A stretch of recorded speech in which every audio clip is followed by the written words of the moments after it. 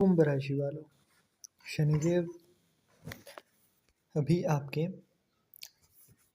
13 जुलाई से वक्री होने वाले हैं। शनि की साढ़े साती जो है वो तो पहले से ही चल रही है, और जब वक्री हो जाएंगे तो उसके बाद में 13 जुलाई से लेकर 27 नवंबर तक कई चीज़ें ऐसी होंगी जो कि आप नहीं करो तो बहुत अच्छा रहेगा। तो क्या चीज़ें अवॉइड करनी है वो भी देखेंगे, और अगले आने वाले 6 महीनों में कौन सी चीज़ें आपके लिए फेवरेबल होंगी वो चीज़ भी देखी जाएगी। सबसे पहले बात करें तो लग्न की। लग्न भाव में आपके राहु बैठे हैं और सप्तम भाव में मंगल और केतु। यहाँ पर होगा क्या, जब भी लग्न में आते हैं राहु तो आपकी डिज़ायर्स जो हैं वो बहुत ज़्यादा हो जाती हैं, दिमाग में चालाकियाँ आती हैं, परंतु फिर भी आप अपने आप में काबू नहीं कर पाते हो।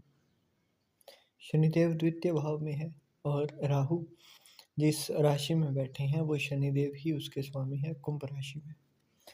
तो मित्र की राशि में है, परंतु फिर भी राहु कुछ चीज़ों में आपके दिक्कतें देगा। जैसे कि राहु बार बार ये दिमाग में लाएगा कि आप ये काम कर लो तो आपको एकदम फ़ायदा हो जाएगा, वो काम कर लो तो एकदम फ़ायदा हो जाएगा। वहीं शनिदेव द्वितीय घर में बैठे हैं, द्वितीय भाव में बैठे हैं, तो होगा क्या कि जब भी आप जल्दबाजी में कुछ करोगे तो क्योंकि शनिदेव बिना मेहनत के पैसा देते नहीं हैं, आप जैसे ही जल्दबाजी में कुछ करने जाओगे तो वहाँ पर घाटा दिखा देंगे, या फिर पैसा जो है आपका जो मूल रकम होगी वही अटक जाएगी। तो समझ रहे हैं आपको मैं क्या कह रहा हूँ कि आपको ये काम नहीं करना है। दूसरा, राहु जब भी यहाँ पर होते हैं लग्न भाव में तो आपको आलस्य देते हैं। शैया सुख भी जिसे कहते हैं वो भी कई लोगों को देखने को मिलेगा, मतलब कि बेड रेस्ट, है ना, वो भी कंडीशन ला देते हैं। आलस्य ज़्यादा देते हैं, तो राहु के आलस्य की वजह से होगा क्या कि आप पंक्चुअलिटी नहीं रख पाओगे, अपने काम को अच्छे से कर नहीं पाओगे। जो लोग पढ़ते हैं उनको भी दिक्कत होगी इससे, जो लोग अपना प्रोफेशनल काम है उनको भी दिक्कत होगी कि लेटेंसी होती है, तो इस चीज़ पर ध्यान रखना है। बाकी कुंभ राशि वालों के 12वें और लग्न भाव में जो स्वामी बन रहे हैं वो द्वितीय भाव में बैठे हैं, तो पैसा जो है ना आपका वो किसी बीमारी के ऊपर, किसी कोर्ट केस के ऊपर अब लग रहा होगा, और ये 29 मार्च से तो मान कर चलो कि अच्छे खासे तरीके से ही इसने हाल आपके मंदे कर रखे होंगे। जब भी आप सोचते हो कि 2 रुपये अगर खर्च करूँगा तो पैसा ज़्यादा आएगा, चाहे सोच कर खर्च करो परंतु पैसा नहीं आएगा। परंतु यहाँ पर दिक्कतें क्या होती है कि कई लोगों की कुंडलियाँ ऐसी होती हैं जहाँ पर रंक से राजा बना देते हैं, कई कुंडली ऐसी होगी कि राजा से रंक बना देंगे।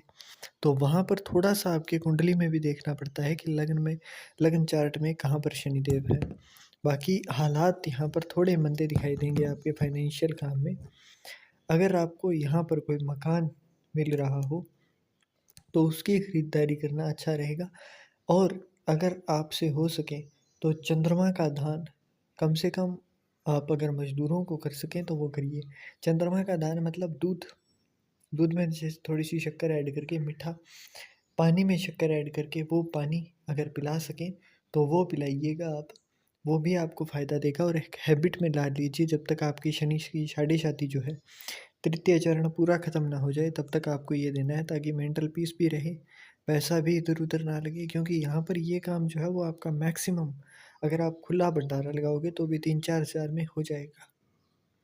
पर जब शनिदेव घाटा करवाते हैं तो वो देख कर नहीं करवाते हैं कि इसका 3,000 लगवाऊँ, समझ रहे हो?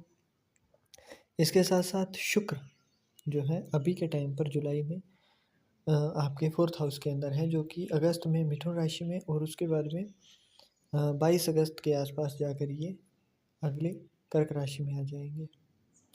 तो जब तक ये मिथुन राशि में आएंगे उससे पहले चौथे घर के अंदर है, और चंद्रमा का घर है।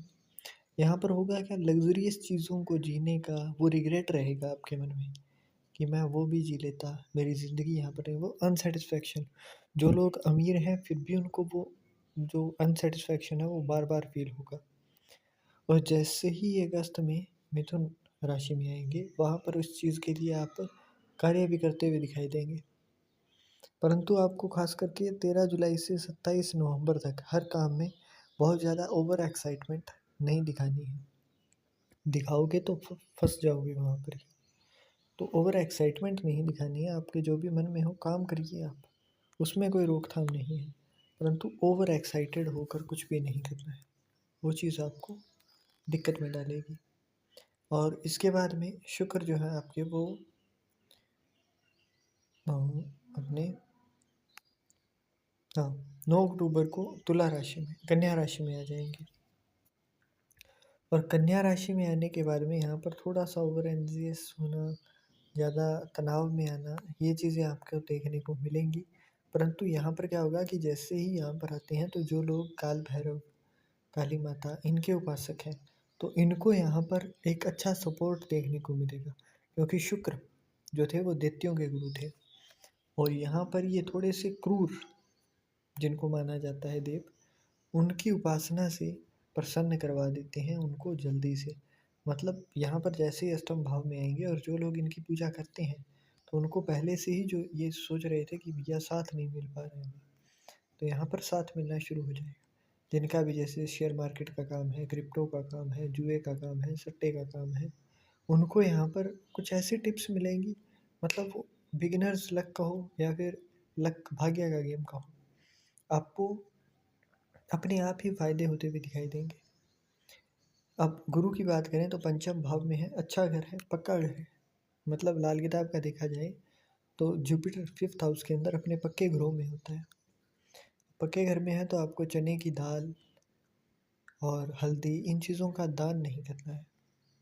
दान करोगे तो वही इससे ही आपकी दिक्कतें शुरू हो जाएंगी, क्योंकि एक तो इन्हीं के ही राशि के अंदर शनिदेव बैठे हैं, तो अच्छा है, मतलब चांदी के पाए हैं, तो बहुत ज़्यादा दिक्कतें नहीं देंगे जब तक आप जुपिटर को स्ट्रॉन्ग बना कर रखोगे। जुपिटर को स्ट्रॉन्ग बनाने के लिए करना क्या होता है, एक तो अपने जो फादर हैं उनके साथ अच्छा बिहेवियर रखना आपको फ़ायदा देता है। इसके साथ साथ आपको कुछ और चीज़ें भी ध्यान में रखनी पड़ती हैं। जुपिटर के लिए आपको कुछ चीज़ें ऐड ऑन करनी है, जैसे कि आपको पंक्चुअलिटी के लिए एक शेड्यूल कैरी करना है, बहुत ज़्यादा लॉन्ग टर्म प्लान्स नहीं बनाने हैं, चीज़ों के अंदर थोड़ा सा जो है वो कंट्रोल्ड बिहेवियर रखना है। मतलब एक चीज़ हमेशा माइंड के अंदर रखनी है कि प्लान चाहे आप कुछ भी बनाइए, अगर उसके अकॉर्डिंग हो तो भी अच्छा है, अगर ना हो तो भी अच्छा है। ये चीज़ मैं क्यों कह रहा हूँ, क्योंकि जितनी बार आप ओवर एक्साइटेड फील करोगे, आप ये सोचोगे कि ये काम तो मेरा बस बन गया, मैंने उसको बोला और काम हो गया, वहीं दिक्कत होगी। वहीं आपको हर बार ये चीज़ फील कराई जाएगी कि काम नहीं बना है, काम अटक गया है।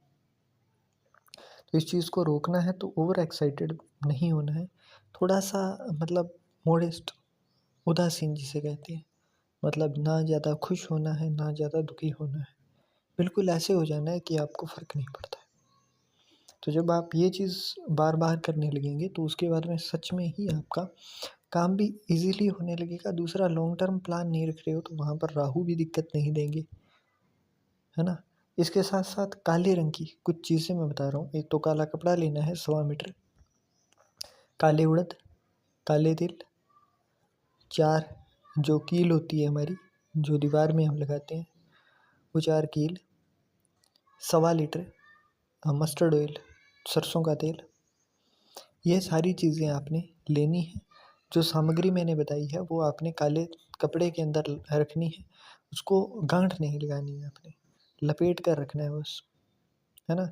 उसके बाद में इनको अपने सर के ऊपर से 7 बार एंटी क्लॉकवाइज घुमाना है, जैसे घड़ी घूमती है उसका उल्टा। और इसके बाद में इसको सब चीज़ों को ले जाकर, और जो 1 1.25 लीटर मैंने तेल बोला है उसको आपने किसी बर्तन में रखना है, स्टील का बर्तन ना हो बस। उस बर्तन में अपना पहले मुंह देखना है, उसके बाद में उसको एक किसी और बर्तन में पलटाकर फिर उस तेल को भी आपने शनिदेव के मंदिर में दान कर देना है। और जब आप दान करके आएंगे तो वहाँ पर आते टाइम अगर कोई पास में हनुमान जी का मंदिर हो तो वहाँ पर सिंदूर और चमेली का तेल, इन दोनों चीज़ों को भी चढ़ा कर आना है। तो ये जो शनि देव की तीसरा चरण जो 7.5 का है, वो अगले टाइम में आपको इतना ज़्यादा दिक्कत नहीं देगा, तकलीफ़ों में नहीं डालेगा, थोड़ा आराम से शांति से आपका समय भी व्यतीत हो जाएगा।